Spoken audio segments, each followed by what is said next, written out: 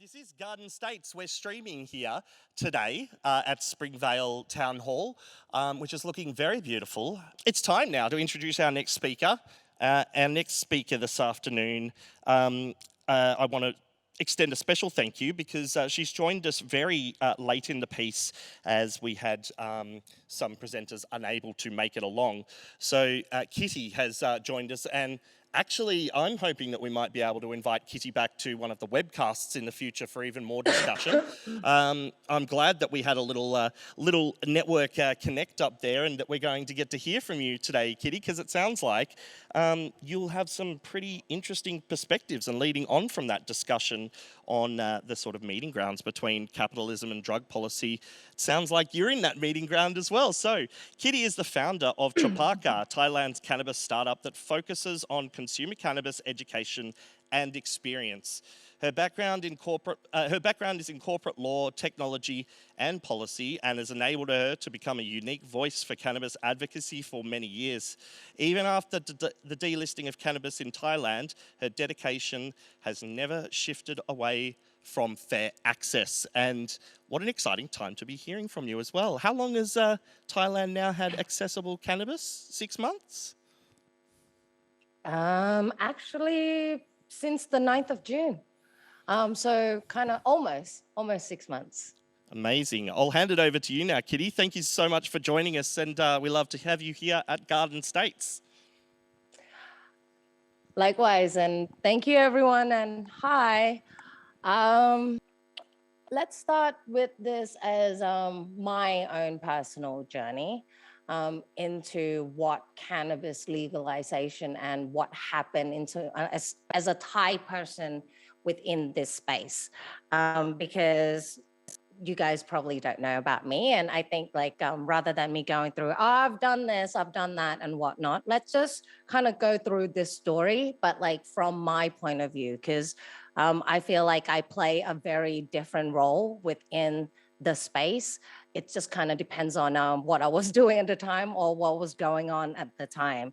So, but at the same time, I actually had visuals for the slides up, which is the first image is actually of bong. You got to understand one thing: cannabis is more to the Thai people than just a drug. The bong itself, it's a very familiar word, I would say, was actually a Thai word. It actually came from the word bong, which means the segment of the bamboo. So that was kind of traditionally used as a way for us to consume dried cannabis flowers. And back in the 70s, when we had the Vietnam War and a lot of the US troops were actually here using Thailand as a base, that's kind of where the word bong kind of got introduced into the dictionary and the vocabulary, where previously it used to be called the water pipe. So that is quite literally ingrained in our culture. It is something that goes all the way back, in the 1600s and longer. And that in itself, the word bong, I would say, apart from it just being Thai, what is usually used for is, used to consume Thai stick or the Thai cannabis. And I think everyone is still trying to find what it is, whether it's a strain, is it something that has been dipped in opium, all of those myths and things around it. But to tell you the truth, there is actually a very simple explanation as to what that is. And I call it an innovation on how a product is cultivated all the way through to packaging and sold. So going back to that, the Thai stick that is so renowned all throughout the world was actually something that unfortunately has been lost, and it will probably continue to be lost because unfortunately the whole war on drugs happened worldwide and not just Thailand itself. But it's actually made, what I call a Thai stick is actually 4 process. From when it's grown, cannabis was actually thrown into, like, it's grown together with the male and the female plant, to actually encourage larger flowers, because that's kind of what would happen if the flowers go into seeding. But that's where the innovation kind of starts. So the female plants, after it started to flower, it will then get savagely slashed so that it could not produce all the way through to seeds, but still continue to grow the flower and produce more on the higher content of the THC, because it thinks it's going to die. And then afterwards, it was the first time that people were drying it upside down and outside the sun. So which eventually increased the THC amount into the flowers even more. And then it's processed by hand, by pressing the flowers like this, so that it becomes a shape of a pen, size about that, and the thickness of probably your finger. And that's kind of where the word Thai stick came from. It's actually just any Thai sativas, and the red strings, or the string that is wrapped around it, is actually just to kind of tie the sticks together in a bunch, like half a dozen or a dozen, to actually easy transportation and sale. So that is kind of the myth that has been surrounding what cannabis is to Thailand. It's just kind of all over the world, and it's all over the place. Even our flowers, our strain, which is the Thai sativas in itself. I would say that, like, after going around the whole country, I've sought out a lot of different Thai sativas, but the thing about it is it's a land race. Technically, it's the same flavor profile.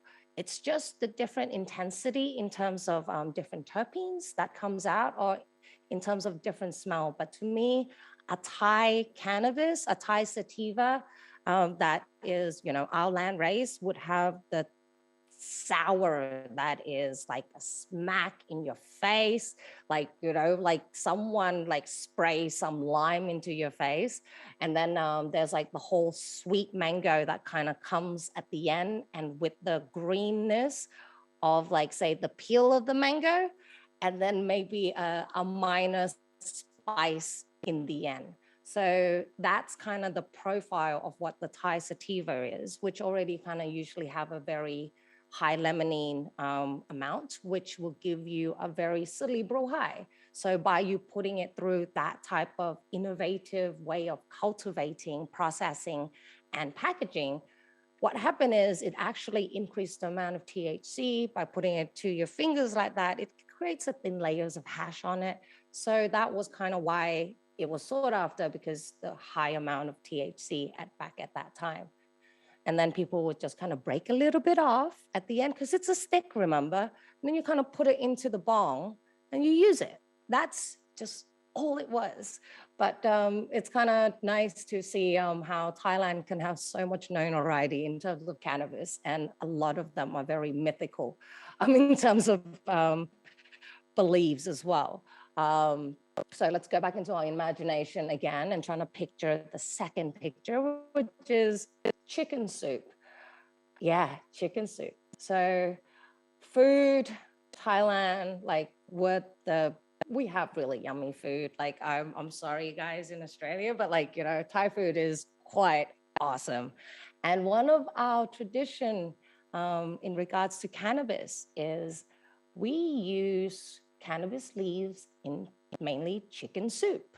Or we use it to kind of enhance the flavor of what food that's already there, which is usually as a way of like MSG.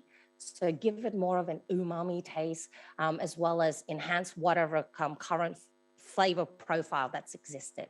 So that is quite ingrained, to the point that if, say, your house grows cannabis in your backyard and you find a male plant, if you're not actually like, growing for, say, producing the Thai stick, you will actually remove that whole male plant, and there will be a random unlucky chicken that gets made into soup. And the whole family or the whole, neighbors and whatnot would come in and they would like eat the soup, and it's just, good food. So that I would say is quite ingrained to the fact that like, we eat it as well, not just use it for like, say, recreationally or as a muscle relaxant, because usually cannabis is not used by those of the upper class. It tends to be more on the laborer. So it's never really had that good looks to it. There's a whole like, oh, higher morals and blah, blah, blah, blah, and you're not supposed to use it. But that's kind of part of our culture as well. Another one that I would say that cannabis is so quite ingrained into our beliefs, and not just culture and tradition itself, is to the of our beliefs. So let me try to explain a quick concept for you, because this one, if you are familiar with Thailand and how our religion is, we are mainly Buddhist country, but more in terms of ceremonials. We believe in spirits and pretty much everything else that's kind of like, ghosts and phenomenal, supernatural, all of the above. And especially if it's relating to giving the number for the lottery tickets, a winning number, by the way. We like spirits that don't give winning numbers. So that kind of gives a general idea of how our basic beliefs in ghosts just kind of really how cannabis ended up playing a role in it. So we have shrines all over the countries, shrines for like, say, the house spirits, shrine for a random ghost that probably got into an accident at a certain location, a shrine for pretty much anyone and everyone, like previous warriors, previous previous mayors, like all of the above. Like, somehow you become famous, they will make a shrine for you. And when you die, they will start kind of bribing you or asking you for favors or blessing or wishes. So we have this whole tradition. This is apart from cannabis itself. We have this whole tradition of bribing the spirits for something. Like, say, I want to pass my entrance exam. I would go and find a shrine that's kind of somehow known for being a really good student or like known to be a really smart person. And I will beg them and ask them for things like, I want to pass that entrance exam. And if I pass, I will bring as offering things that they like.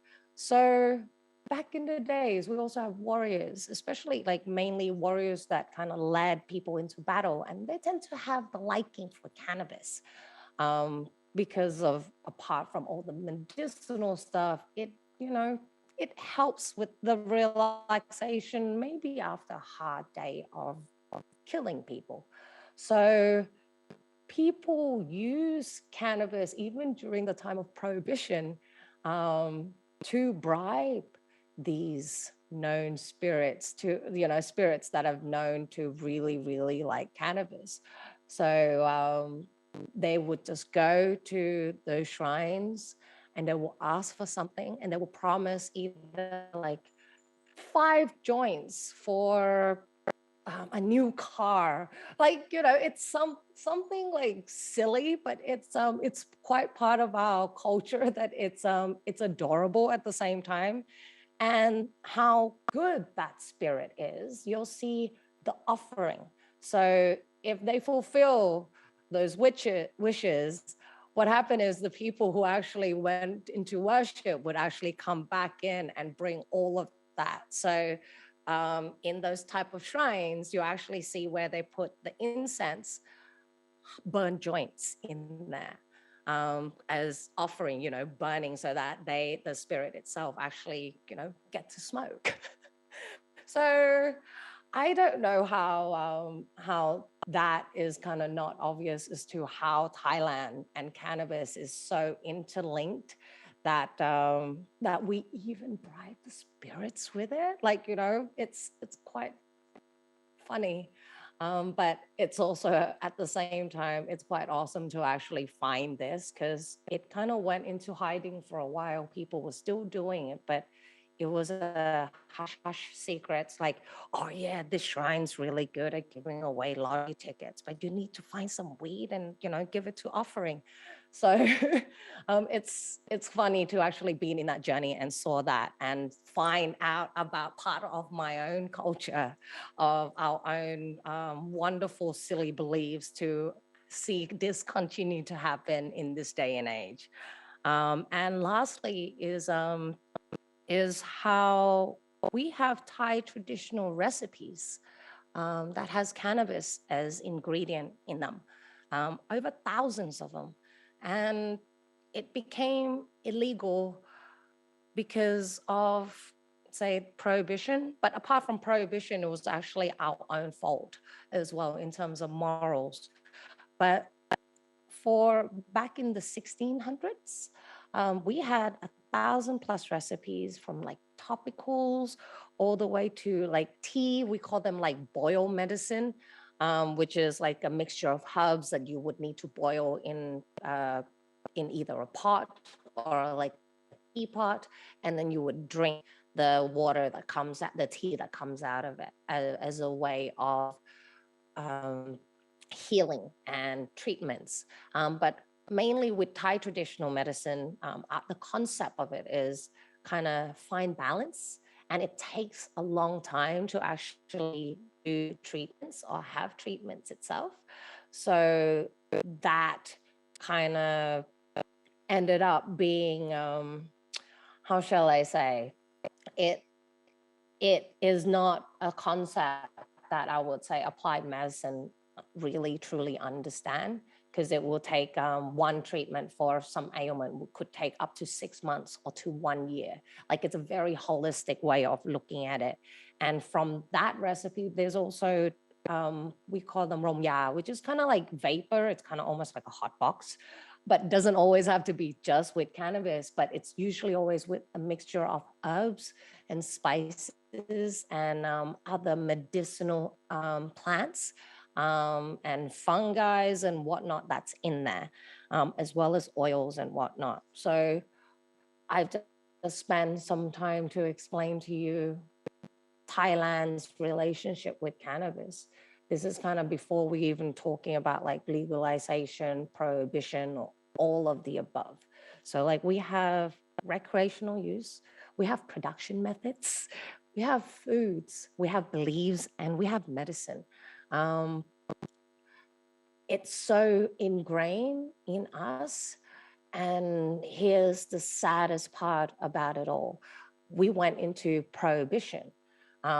Before the actual war on drugs or the single convention itself, um, it actually kind of became, I wouldn't say illegal, it was controlled. There was a Cannabis Act back in 1934 that came out. And what happened was it was kind of made illegal because of morals, because of those that are in the upper classes or those are in the ruling classes are not really supposed to use cannabis. It is looked down upon. It is considered you're not working. It's like, it's a bad moral thing to do. And it also came at the time, around that time, opium was also something that kind of moved into illegal territory as well, before we actually had opium dens, or like opium smoke houses. And that eventually was made illegal, and cannabis, which was kind of, use like a very similar smoking equipment, and also like the look of it, of like, being the lower class, you're not really supposed to use it. So that kind of made into being illegal to have, to grow, to import, to possess, to sell, to buy. not to use. They didn't mention anything about use, but if you don't possess, technically you can't really use. But it was just kind of in place, but not really in force. To the point that like my great grandmother was selling weed on the side of on the side of the road for farmers who was coming back from their day of working in the field, because cannabis back then was used as a muscle relaxant, as a way to rest up at the end of the day, to kind of really enhance your ability to eat, your appetite and whatnot, so that you can you eat well, and then it helps you with your sleeping. So you eat well, you sleep well, you recover, and then you can go back the next day into the field and then work again, and that cycle repeats. So but unfortunately, with prohibition, instead of having farmers at the end of the day coming home, maybe smoking a round of the bong with their neighbors or their friends, instead it is now a round of moonshine, which actually kind of really ruins your liver. And we have a really high level of fatty liver disease and whatnot as well. So that's quite a when we shift in culture because of something just kind of made into being illegal, um, that happens. Also, because of the prohibition in itself, 1,000+ recipes that actually medicine recipe that used to work well, just kind of goes into, they just remove cannabis from it. So a lot of those recipes just kind of ended up not working. And it means that like we had a fair few hundred years of not having good medicine that it is known, that we kind of know that it works and effective. So that's quite another problem that I would say prohibition kind of caused. But from then until the 1979, that's when the single, around, actually, wait, 671, I think it was. Like 79 is when Thailand actually eventually had a a narcotics act. So that was because of the single convention gave you enough time to come up with a narcotics policy to kind of enforce within your country. And due to the fact that we receive a lot of aids, especially back in the days when our country was kind of building back up from during the Vietnam War, and after the Second World War, we actually didn't do that well. Um, so that was kind of where a lot of our development money came from, which was anti-drug money.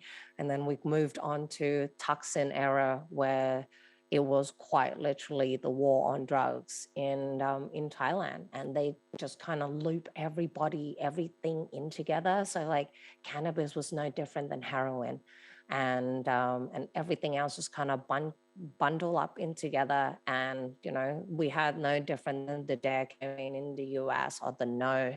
I would say that in Australia, because I did actually went and um, I grew up in Australia, like from 10 years old onwards. I feel that the bloody giraffe did a better job at teaching me about drugs than anything that I ever learned, like in Thailand or anywhere else before. Because Thailand was very, this is drugs, this is bad, and don't do it. If you do it, like you're gonna die, you're gonna go into jail, you're gonna burn in hell, you're gonna go crazy.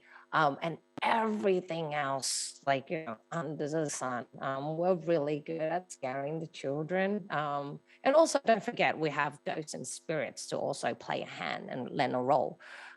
So that's kind of play with into how our wonderful, awesome culture, even though with our relationship with cannabis, we have a really weird relationship with cannabis.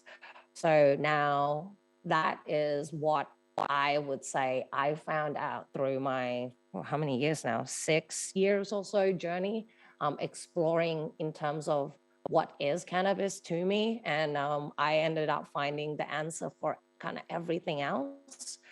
And now let's go into like a more on the chronological order as to what that journey was rather than what I actually find out.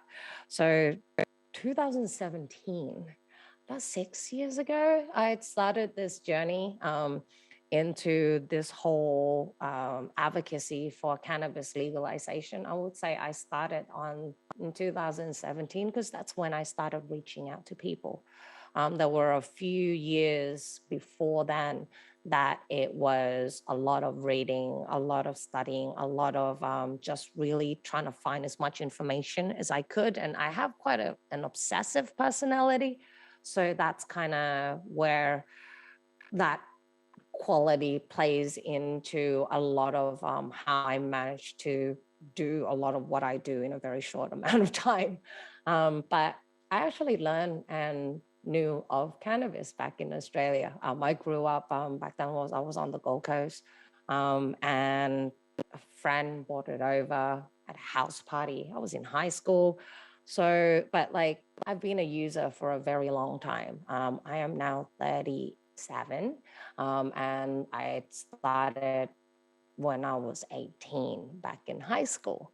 So, like, I'm reaching almost 30 years, 20 years soon. Holy moly. Um, so, coming back from that, I spent about 10 years in Australia and then I came back to Thailand because I find that business opportunity in Thailand seems to be a lot more abundant and it's easier to actually get into business in Thailand. As much as I like Australia, I have a bunch of friends still there. But 2017 was kind of when I started reaching out to people. I started asking questions more. I started finding people, I just needed answers. I wanted to know why it was illegal because it took me like a couple of years studying like, oh my God, hemp can do this, cannabis can do that, this can happen, that can happen. And how our world would more than likely be a very better place if we kind of really push for this to have it an actual industry behind it, whether it's food, it's textile, it's construction, it's medicine, or even recreational. Like I feel like it's already past time that maybe we need to have another choice to get us drunk or high, and everyone do have a right to get high because I am an adult. I pay taxes. I am responsible for myself. I'm also responsible for my two kids. So who the fuck is anyone to actually tell me as to what I would like to do to my body in my own home? And I also teach my kids as to how to understand what that particular things that I'm using and also how to be responsible around it. So that's kind of where I started my journey. But at that time, what happened was hemp was able to be researched. If you were, you can grow hemp, you can process hemp. No sales as of yet, but at that time, research can be done and it needs to be done with the government. So if you partner up with the government, you can actually start getting involved within, say, cannabis space. So that was kind of also where my spark kind of went into it because I'm a very business person as much as I'm kind of here within this space a lot more on the advocacy side of things. I did look at cannabis just like anyone else. You know, how the fuck do I make money with it? Like, it's such a cool new thing that there should be an industry around it. So hemp was kind of where I really enter into it in terms of money, but I wanted to know why it was illegal. That was where I enter into it in terms of advocacy. And around that time, a very interesting thing happened down south of Thailand. Three villages kind of came together and then they brought over our health department, our FDA, our Office of Narcotics Control Board, all the provincial district and all the local people that were looking after the area of those three villages. And they made a constitution like a local, like a village constitution, which allows for the grow and the production and the conservation of kratom. Kratom, as you guys may know it, how we pronounce it is kratom. And with that allows also for use of kratom within the people of the villages. No sales were allowed, and they were trying to, they have their own way of control how it is used, how it is grown, such as if I decide to use and I'm like, part of the village, I will go and take, say, a leaf from the tree, the kratom tree, and then I'll go and tell my village chief that today I'm taking this one leaf, and then I will go and use it. So that's kind of where I would say everything just kind of happened to be the two big spark as to how cannabis legalization came into place. Wasn't really cannabis. One was hemp, and the other one was kratom. So going into 2018, there wasn't that much that I could do except for trying to educate. And my focus has always been educating, trying to giving them as much basic information as I could from those who are, growers, those who are patient, those who are just general public, all the way through to doctors and teachers and pretty much anyone who was willing to listen, and were also willing to give me the ear, because I did not have any credibility. I am not an expert. I am not a doctor. I am not there is no school that I could go for cannabis, to tell you the truth. And I think my biggest goal was actually just talking to people. And a lot of time, most of the people that I share all those information with are also the one who shared information with me to share it out. So it's always been that give and take of knowledge that I find kind of where is also very, very important. That narrative needs to happen, that conversation needs to happen, and there needs to be someone that it's like either there needs to be someone that everyone trusts within the industry, either like it doesn't matter whether they like them or not, but trust. And that's kind of seems to be where I find it's the most hardest within this whole journey into cannabis legalization, and then eventually in terms of building industry and business itself. So 2018 Christmas Eve was when things kind of blew up. So about 2-3 months before then, I recall that there were discussion with the interim government to kind of move the cannabis scheduling around. They were looking at moving from 5 to 2.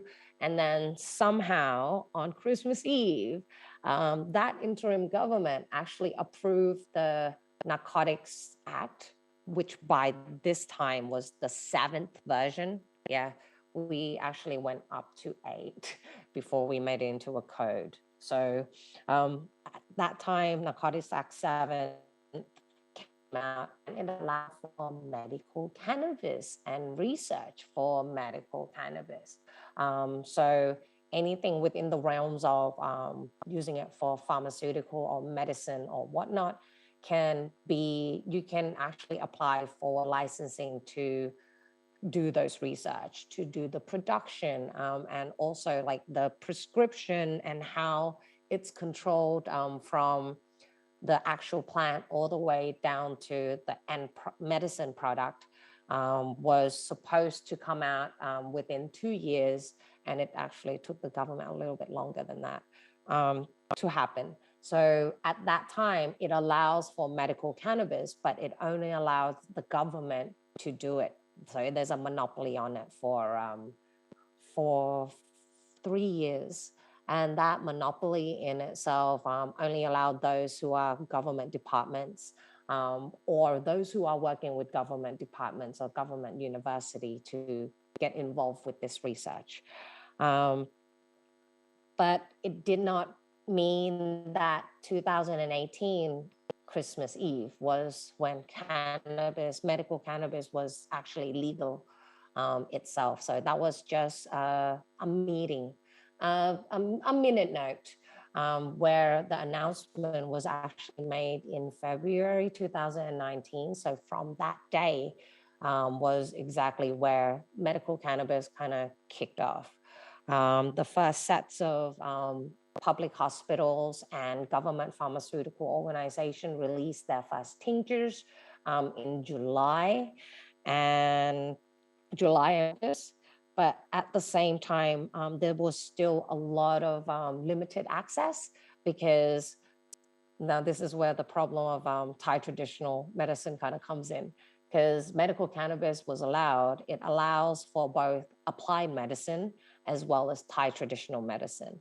And Thai traditional medicine has a totally different way of how it's managed, organized. It's don't think of it as pharmaceutical. So think of it more on the holistic side of things, and then it's like how it's controlled and how it's prescribed is also another totally sets of differences, where the Thai traditional medicine doctor themselves can also make their own recipe just for that particular patient also. So that equates to a lot of confusion for the patients, those, especially those that actually need access to medical cannabis itself, because the product that came out as either Thai traditional medicine or applied medicine. So different way of access. The traditional medicine was so much easier. Like, you know, the doctor will give you the tincture a lot more easier, but it's also like very, very weak. So it was about 3% cannabis oil, which was already weak in the first place. And the first lot was actually made using the confiscated brickweed that came in from Laos. That's kind of quite prevalent in Thailand. But at the same time, with the applied medicine one, which is more on it's grown here, and it's the extraction is done from, you know, grown by the hospitals. Yeah, I know it's quite weird how like hospital gets to grow like, you know, what was back then was a narcotics, which is rather than say an agricultural guy. So this is kind of where like we have this weird ruling. So don't always trying to think that you can copy what we did, because it was a lot of sleight of hands and smokes and mirrors. Um, so the limited access, the Thai traditional medicine is quite a lot easier because there is one clinic that opens like every day. But with the applied medicine, there's only a limited amount of clinics, and they usually open for like 2 or 3 hours per day, per week actually. And then there will be like places where a lot of government hospital that is supposedly available. It's so that our government would put in so that our health minister have the ability to put in the large amount of access point without actually fulfilling that, because our health minister was using cannabis as one of those election policies. So as soon as he came in, which was around March, after the actual medical cannabis legalization itself, he kind of came in at a great time. So people thought that he delivered this policy, but it was kind of done way before him. But apart from that, then it actually now his job to come up with all the regulation as to how licensing are supposed to be done. Because even with the hospital releasing all of that out, those were just government. It's not really ready for, you know, the more commercialization of what cannabis or medical cannabis would be. But good things do eventually comes with that in itself. There's a lot more easier access now to cannabis medicine, and there's no need to say that, oh yeah, like, you know, you really shouldn't focus on recreational or, you know, cannabis itself. You should focus on the medicine. We have it in our 30 baht scheme. 30 baht is like the dollar $1.10 Australian dollars, give or take. So we can get cannabis medicine through our kind of almost like a Medicare for within our 30 baht scheme, where we paid only 30 baht to, get treatments. So that in itself, it's quite accessible, like to absolutely anyone that has a Thai ID card. So there's always good things coming out of it, even though like there was a lot of grief during the time of what the hell was happening. In 2020, cannabis leaves in food was legalized. You probably saw a lot of pictures of like deep fried cannabis and whatnot. So that's kind of the take of a modern take of how cannabis in cooking of our traditional use was kind of eventually had to be legalized because it is part of our culture.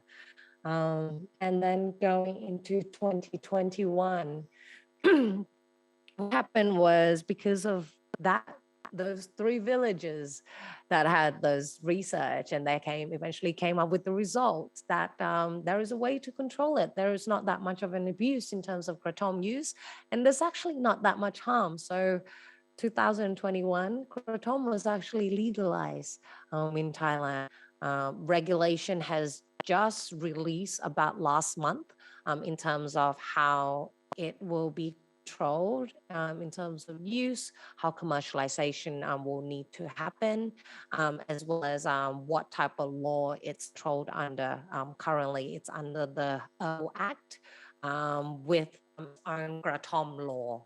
But the herbal acts is kind of the same, similar things that we use to control, say, cumin, turmeric, or any herbal medicine or herbal supplement that goes out of Thailand, because we do produce a lot of those.